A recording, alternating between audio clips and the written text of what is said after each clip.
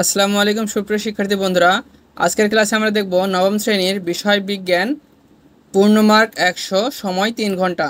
অর্থাৎ তোমাদের বার্ষিক পরীক্ষা যে অনুষ্ঠিত হবে ডিসেম্বরে, সেই পরীক্ষার নমুনা প্রশ্ন এখানে দেওয়া রয়েছে। এই নমুনা প্রশ্নটি তোমরা ভালোভাবে দেখবে। তোমাদের এই প্রশ্নের আলোকেই তোমাদের স্কুলে পরীক্ষা অনুষ্ঠিত হবে। তো তোমাদের যে ডিসেম্বরে বার্ষিক পরীক্ষা অনুষ্ঠিত হবে, সেই পরীক্ষায় তোমাদের 100 মার্কের এক্সাম অনুষ্ঠিত হবে এবং সময় দেওয়া হবে 3 ঘন্টা। চলো ক নম্বর বিষয়ে কি থাকবে সেটা দেখি। ক বিষয়ে নৈর্ব্যক্তিক প্রশ্ন। এখানে দেখো পূর্ণমান 25, প্রতিটি প্রশ্নের মান 1, সঠিক উত্তরটি খাতায় লিখো। বহু নির্বাচনী প্রশ্ন 15টি এবং এক কথায় উত্তর 10টি। তো তোমাদের ক বিভাগে 15টি বহু নির্বাচনী প্রশ্ন থাকবে এবং এক কথায় উত্তর থাকবে 10টি। তো চলো আমরা বহু নির্বাচনী প্রশ্নগুলো দেখি। এখানে 1 নম্বর দেখো, কোন গ্যাসের ব্যাপন হার বেশি? তো ব্যাপন হার বেশি সেটা হচ্ছে, তো 1 নম্বরের উত্তর হবে ঘ। 2 নম্বর প্রশ্নটি দেখো, কোন দ্রবণে লিপিড অদ্রবণীয়? এটির উত্তর হবে গ, পানি। 3 নম্বর প্রশ্নটি দেখো, এখানে দেখো 1s2 2s2 2p6 3s2 3p6 4s2, এই ইলেকট্রন বিন্যাসটি কোন মৌলের? এটি হচ্ছে 3 ক, ক্যালসিয়াম। 4 নম্বর প্রশ্নটি দেখো, প্রোটনের চার্জ ও ভর কোনটি? এর সঠিক উত্তরটি হবে খ। 5 নম্বর প্রশ্নটি দেখো, পেপটাইড বন্ধন গঠনে একটি অ্যামিনো অ্যাসিডের কার্বক্সিলিক গ্রুপের সাথে পার্শ্ববর্তী অ্যামাইনো অ্যাসিডের কোনটি যুক্ত হয়? 5 নম্বরের উত্তরটি হবে গ, আলফা অ্যামাইনো গ্রুপ। 6 নম্বর প্রশ্নটি দেখো, কোন পদার্থকে তাপ দিলে তরলে পরিণত হয় না? উত্তর হবে গ, নিশাদল। 7 নম্বর প্রশ্নটি দেখো, এখানে রয়েছে পর্যায় সারণীতে বোরনের অবস্থান কোনটি? এখানে উত্তর হবে পর্যায় 2, গ্রুপ 13। 8 নম্বর প্রশ্নটি দেখো, এখানের প্রশ্নটি হচ্ছে, কোন মৌলিক বলটি সবচেয়ে দুর্বল? এটি হবে মহাকর্ষ বল। 9 নম্বর প্রশ্নটি হচ্ছে, নিচের কোন গতিশক্তি অর্জন করবে যদি 50 কেজি ভরের দৌড়বিদ 5 ms/1 বেগে দৌড়ায়? এটির উত্তর হবে খ, 625 জুল। 10 নম্বর প্রশ্ন দেখো, 293 কেলভিন তাপমাত্রার 10 মিটার দীর্ঘ ধাতব দণ্ডকে উত্তপ্ত করে 303 কেলভিন তাপমাত্রায় নিলে দণ্ডের দৈর্ঘ্য কত হবে? এখানে আলফার মান দেওয়া আছে, দেখো তোমাদের উত্তরটি হবে 10-এর গ, 10.01।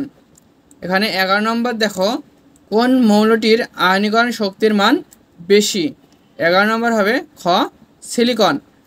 তো এই মানগুলো আমি যে অঙ্কগুলো রয়েছে এখানে সেগুলো আমি করি নাই, তোমাদের এখানে সম্ভাব্য একটি উত্তর দেওয়া ছিল, সেই অঙ্ককে আমি এখানে দাগিয়ে দিচ্ছি, তোমরা এভাবে দাগিয়ে নিবে।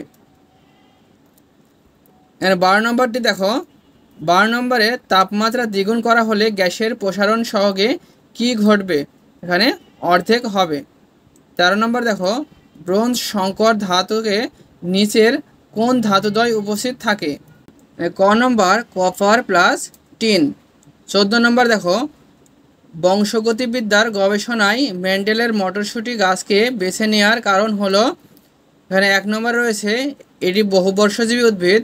2 নম্বরে রয়েছে এতে পুরুষ এবং স্ত্রী উভয় ধরনের প্রজনন অঙ্গ থাকে। 3 নম্বর দেখো, নিয়মিত বংশবৃদ্ধি করতে সক্ষম বংশধর সৃষ্টি করে। তো 14-এর উত্তর হবে গ, 2 ও 3। 15 নম্বর দেখো, ডিএনএ জীবের সকল জৈবিক কার্যাবলী নিয়ন্ত্রণ করে। জীবের বংশগত বৈশিষ্ট্য ধারক ও বাহক ভাইরাসের বংশগতি বস্তু বহন করে। তোমাদের 15 নম্বরের অ্যান্সার হবে ক, 1 ও 2। এবার দেখো এক কথায় উত্তর, এগুলো তোমাদের এক কথায় উত্তর দিতে হবে। 16 নম্বর প্রশ্ন হচ্ছে, কোন পদ্ধতিতে আয়োডিন মিশ্রিত খাবার লবণ থেকে আয়োডিন আলাদা করা যাবে? এটি হচ্ছে ঊর্ধ্বপাতন। 17 নম্বর হচ্ছে, বংশগতির মৌলিক একক কি? বংশগতির মৌলিক একক হচ্ছে ডিএনএ।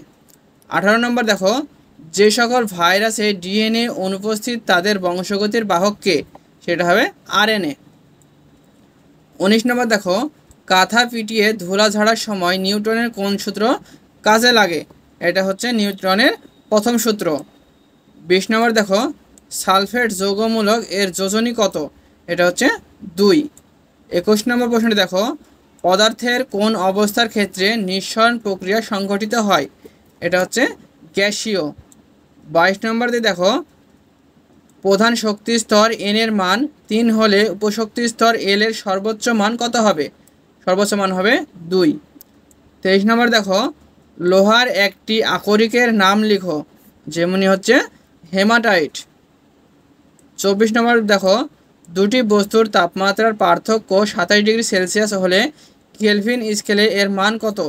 এটা হবে 27 কেলভিন, কারণ পার্থক্য অর্থাৎ T2 - T1 যেটার মান হবে 27 কেলভিন। 25 নম্বর দেখো নিউটনের দ্বিতীয় সূত্রের গাণিতিক রূপটি লিখো, সেটা ছিল কি F = ma। F = ma। খ বিভাগ দেখো সংক্ষিপ্ত উত্তর প্রশ্ন, পূর্ণমান 20, 10টি প্রশ্ন, প্রতিটি প্রশ্নের মান 2। এখানে 1 নম্বর দেখো কোভিড-19 চলাকালীন করোনা ভাইরাস থেকে রক্ষা পাওয়ার জন্য সাবান দিয়ে হাত ধোয়ার পরামর্শ কেন দেওয়া হয়েছিল? 2 নম্বর প্রশ্নটি হচ্ছে হঠাৎ ব্রেক করে গাড়ি থামিয়ে দিলে যাত্রীর শরীর সামনের দিকে হেলে পড়ে কেন? ব্যাখ্যা করো। 3 নম্বর প্রশ্নটি হচ্ছে রাদারফোর্ডের পরমাণু মডেল পরমাণুর স্থিতিশীলতা ব্যাখ্যা করতে পারে না কেন? 4 নম্বর প্রশ্নটি হচ্ছে পেপটাইড বন্ধন কীভাবে গঠিত হয়? 5 নম্বর প্রশ্নটি হচ্ছে ফ্যাট ও তেল একই পদার্থের ভিন্ন রূপ ব্যাখ্যা করো। 6 নম্বর প্রশ্নে দেখো একটি গ্যাস ভর্তি বেলুনকে মুখ খোলা অবস্থায় ছেড়ে দিলে বেলুনটি সামনের দিকে এগিয়ে যায় কেন? ব্যাখ্যা করো। 7 নম্বর প্রশ্নটি হচ্ছে নিয়ন গ্যাস রাসায়নিকভাবে নিষ্ক্রিয় কেন? ব্যাখ্যা করো। 8 নম্বর প্রশ্নটি হচ্ছে একটি ক্ষারীয় ও একটি অম্লীয় যৌগমূলকের সংকেত লিখো। 9 নম্বর হচ্ছে সোডিয়াম ও ম্যাগনেসিয়ামের মধ্যে কোনটির ধাতব ধর্ম বেশি? ব্যাখ্যা করো। 10 নম্বর রয়েছে 10 প্যাসকেল চাপ বলতে কি বোঝো? তাহলে এখানে যে 10টি প্রশ্ন রয়েছে এই 10টি প্রশ্নের তোমাদের উত্তর দিতে হবে, প্রতিটির মার্ক হচ্ছে 2 মার্ক করে। গ বিভাগ দেখো দৃশ্যপটবিহীন রচনামূলক প্রশ্ন, দৃশ্যপটবিহীন 5টি প্রশ্ন থেকে 3টি প্রশ্নের উত্তর দিতে হবে, প্রতিটি প্রশ্নের মান 5। 1 নম্বরে দেওয়া রয়েছে দেখো ক্যালোরিমিতির মূলনীতি উল্লেখপূর্বক চিত্রসহ বিজ্ঞানী জুলের পরীক্ষণ ও ফলাফল বর্ণনা করো। 2 নম্বর প্রশ্নটি হচ্ছে বোরের পরমাণু মডেলের প্রধান বৈশিষ্ট্যগুলো ব্যাখ্যা করো, এবং খতে রয়েছে বোরের পরমাণু মডেলের সীমাবদ্ধতা কী কী তা লিখতে হবে। 3 নম্বর প্রশ্ন দেখো ডিএনএ এর ডাবল হেলিক্স কাঠামো অঙ্কন করে সঠিক পরিমাপ সহ বিভিন্ন অংশ চিহ্নিত করো। এভাবে তোমাদের 4, 5 আর অন্যান্য প্রশ্ন থাকবে, অর্থাৎ গ বিভাগে দৃশ্যপটহীন রচনামূলক প্রশ্ন এখানে 5টি প্রশ্ন দেওয়া থাকবে, তোমাদের 3টি প্রশ্নের উত্তর দিতে হবে। ঘ নম্বর দেখো দৃশ্যপট নির্ভর রচনামূলক প্রশ্ন, দৃশ্যপট নির্ভর 7টি প্রশ্ন থেকে 5টি প্রশ্নের উত্তর দিতে হবে, প্রতিটি প্রশ্নের মান 8, তবে একটি প্রশ্ন 2 ভাবে ভাগ করা যেতে পারে, প্রশ্নের মান ডান পাশে দেওয়া আছে। এখানে ঘ নম্বরে তোমাদের 7টি প্রশ্ন দেওয়া থাকবে, এই 7টি প্রশ্নের মধ্য থেকে তোমাদের 5টি প্রশ্ন ওর অ্যান্সার দিতে হবে। তো তোমাদের স্কুলে সেই একই প্যাটার্নে তোমাদের প্রশ্ন দেওয়া হবে। এখানে দেখো যেমন 1 নম্বর দেওয়া রয়েছে মহাসড়কে 200 কেজি ভরের একটি মোটরসাইকেল 120 কিলোমিটার/আওয়ার বেগে এবং 500 কেজি ভরের একটি ট্রাক 48 কিলোমিটার/আওয়ার বেগে গতিশীল ছিল। ট্রাফিক পুলিশের নির্দেশে মোটরসাইকেলের চালক 30 সেকেন্ড সময়ে থামতে সক্ষম হয়, অপরদিকে ট্রাকের চালকের থামাতে 40 সেকেন্ড সময় লাগে। এই তথ্য থেকে নবম শ্রেণীর একজন শিক্ষার্থী হিসেব করে সিদ্ধান্তে উপনীত হলো যে মোটরসাইকেলের চেয়ে ট্রাকের ভরবেগ বেশি ছিল। ক নম্বর প্রশ্নটি দেওয়া হয়েছে দেখো শিক্ষার্থীর সিদ্ধান্তের যথার্থতা গাণিতিক বিশ্লেষণের মাধ্যমে যাচাই করো।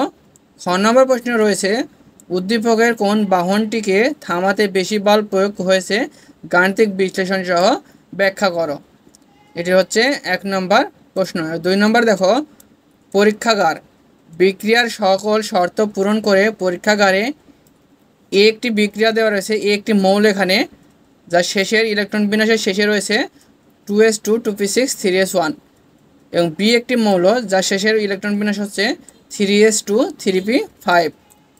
মৌল থেকে বিক্রিয়ার মাধ্যমে AB যৌগ তৈরি করা হলো। তাহলে এই মৌল থেকে এ আর বি যৌগ তৈরি করা হলো।